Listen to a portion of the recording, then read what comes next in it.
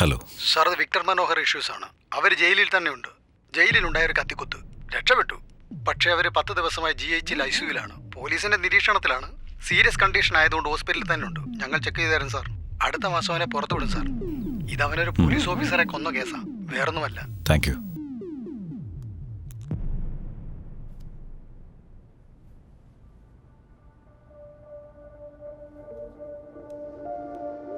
എന്തുപറ്റി? പേടി തോന്നുന്നുണ്ടോ? ഞാനില്ല ഇവിടെ. ഉറങ്ങിക്കോ.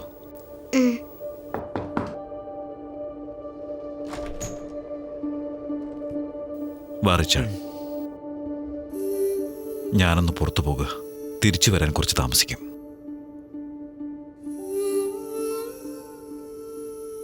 ശ്രദ്ധിച്ചോളണം.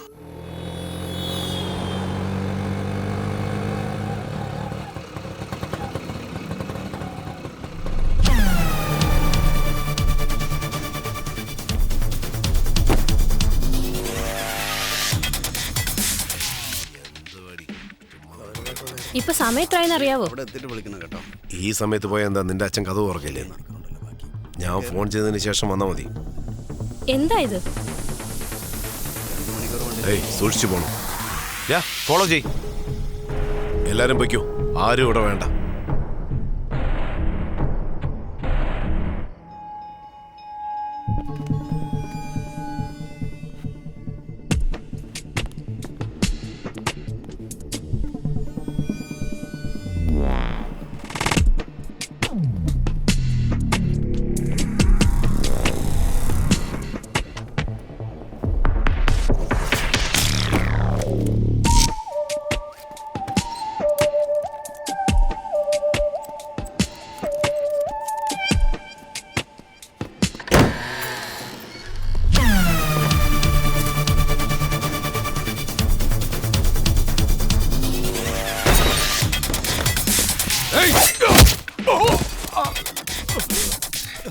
നിന്റെ ദേഷ്യം എന്നോടോ? എന്തിനാടാ എന്റെ വീട്ടിൽ കയറി വന്നത്? നിനക്ക് തെറ്റിപ്പോയി രാജ്. ഒരുപാട് വലിയ തെറ്റ്. എടാ, ആരയച്ചത്? അതോ നിന്റെ ഇഷ്ടത്തിന് വന്നോ? പറയടാ. സത്യ, നീ എന്തിനുള്ള പുറപ്പാടാ? ഒന്ന് ചിന്തിച്ചിട്ട് വേണ്ട എല്ലാം കൈകാര്യം ചെയ്യാൻ. ഇപ്പൊ എന്റെ കാര്യം നോക്ക്. എല്ലാം നിന്റെ അടുത്ത് പറയുന്നു വിചാരിക്കുന്നുണ്ടോ? പറഞ്ഞാ നീ അപ്പൊ തന്നെ ഷൂട്ട് ചെയ്തിട്ട് പോവില്ലേ? നിന്നെ ഷൂട്ട് ചെയ്തിട്ട് പോകാൻ വേണ്ടി തന്നെയാണ് വന്നത്. നീ പറഞ്ഞില്ലെങ്കിലും. അയ്യോ, അപ്പൊ ഞാനത് ചെയ്തത് നിനക്കെങ്ങനെ അറിയാം? ആ പെണ്ണിന്റെ ആത്മാവ് ശാന്തി അടയണ്ടേ? വെറുതെ വിടരുത്.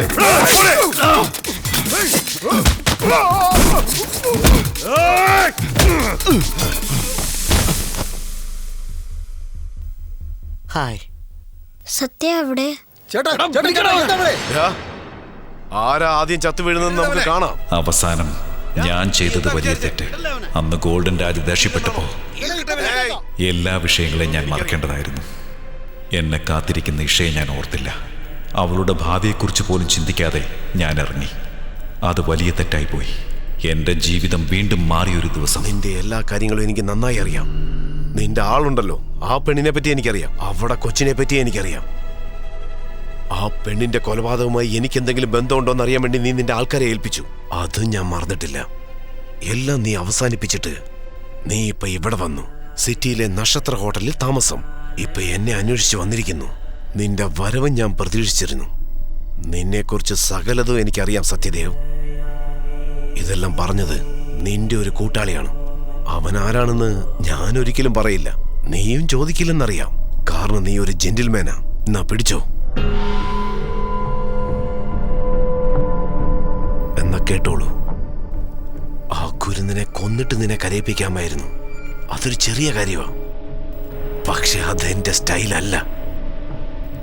നീ മരിക്കണം സത്യദേവ്. നീ മരിക്കും. നിന്റെ മരണം എന്റെ കൈ കൊണ്ടാണെന്ന് ഓർത്ത് നീ നീറിച്ചാകണം. അതാണ് എന്റെ സ്റ്റൈല്. ഇപ്പൊ സമയമായി.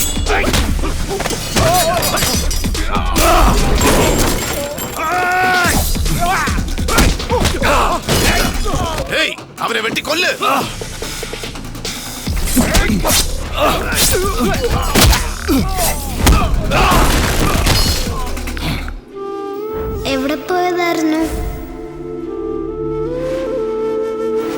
പകുതി നിങ്ങളോടൊപ്പം ഉണ്ട്.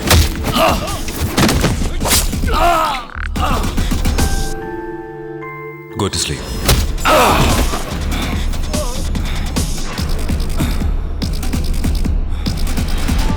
എൻ്റെ അടുത്ത് പറയാതെ എവിടെയും പോകില്ല.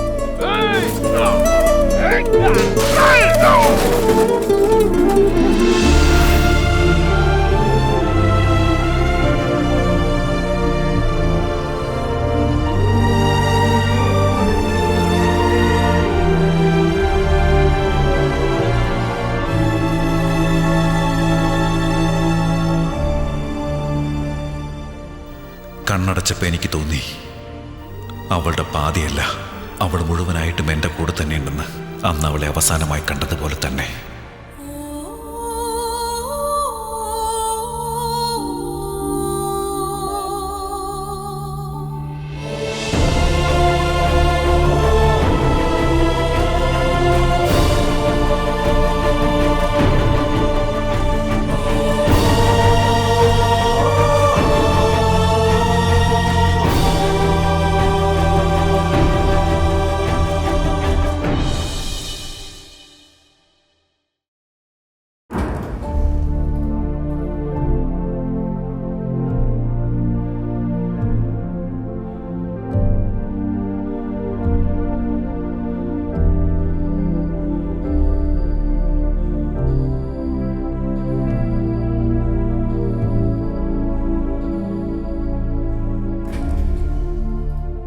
ഞാൻ തിരിച്ചു വന്നത്, ജീവൻ തിരിച്ചു കിട്ടിയത് ഇഷയ്ക്ക് വേണ്ടിയായിരുന്നു.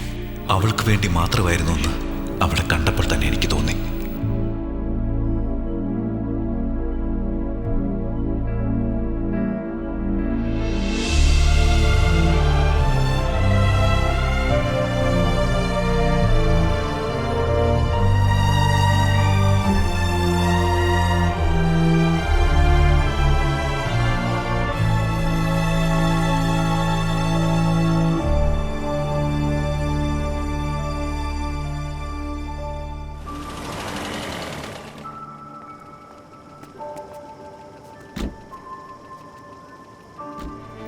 അവൾക്കെല്ലാം ഞാനായിരുന്നു. ഇപ്പം എനിക്ക് അവളും. അവൾക്ക് വേണ്ടി ജീവിക്കണമെന്ന് എനിക്ക് വീണ്ടും തോന്നി. അത് നടക്കും.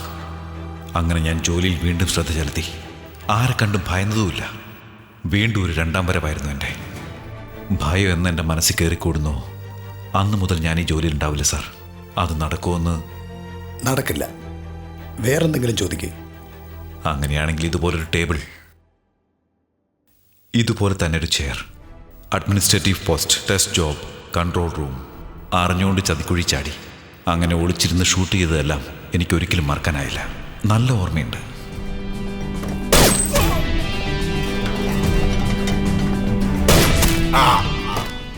ഒന്നും മനസ്സമാധാനമായിട്ട് ചെയറിലിരിക്കാനോ നിൽക്കാനോ ഒന്നിനും എനിക്ക് കഴിഞ്ഞില്ല.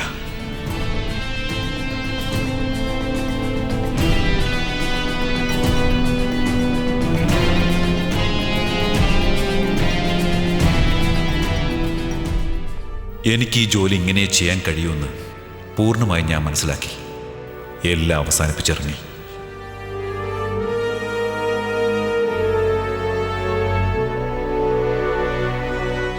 ഈഷയ്ക്ക് വേണ്ടി കുറച്ചു നാളെങ്കിലും ജീവിക്കണമെന്ന് ഞാൻ തീരുമാനിച്ചു.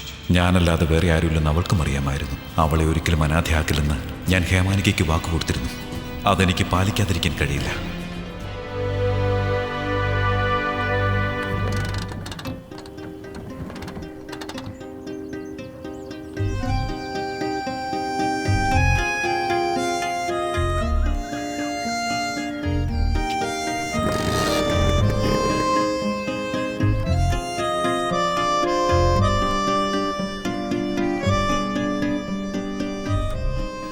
അടുത്ത വർഷം സമ്മർ ഹോളിഡേയ്സിൽ we will go for a long travel. നീണ്ട ഒരു യാത്ര, ഹിമാലയം വരെ നമുക്ക് പോവാം. If you want experience the colours of life. പുതിയ അനുഭവങ്ങൾ ഉണ്ടാവണം, ഒരുപാട് സ്ഥലങ്ങളിൽ പോകണം, പലതരത്തിലുള്ള ആളുകളെ മീറ്റ് ചെയ്യണം. ഇതുകൊണ്ട് നിനക്ക് കിട്ടാൻ പോകുന്നത് എന്താണെന്ന് വെച്ചാൽ വളരെ വിലയേറിയ അറിവുകൾ. നീ ആരാണെന്ന് നിനക്ക് തന്നെ മനസ്സിലാകും. സ്വയം അറിയണം.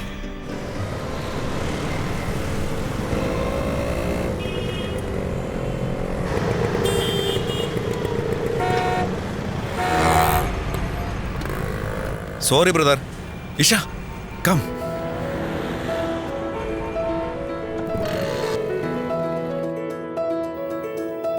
നമ്മൾ ട്രെയിനിൽ കയറാൻ പോവാ. എങ്ങോട്ട് പോകണമെന്ന് മോൾ തീരുമാനിക്കും. ഇത് മാപ്പ് ഓഫ് ഇന്ത്യ. ഈ മാപ്പിൽ നീ എവിടെ കാണിക്കുന്നുവോ അവിടെ നമ്മൾ പോയിരിക്കും. ഓക്കെ. എന്നോടൊപ്പം അവൾ കണ്ട കിനാവുകൾ സത്യമാകുവാനാണ് ഈ യാത്ര.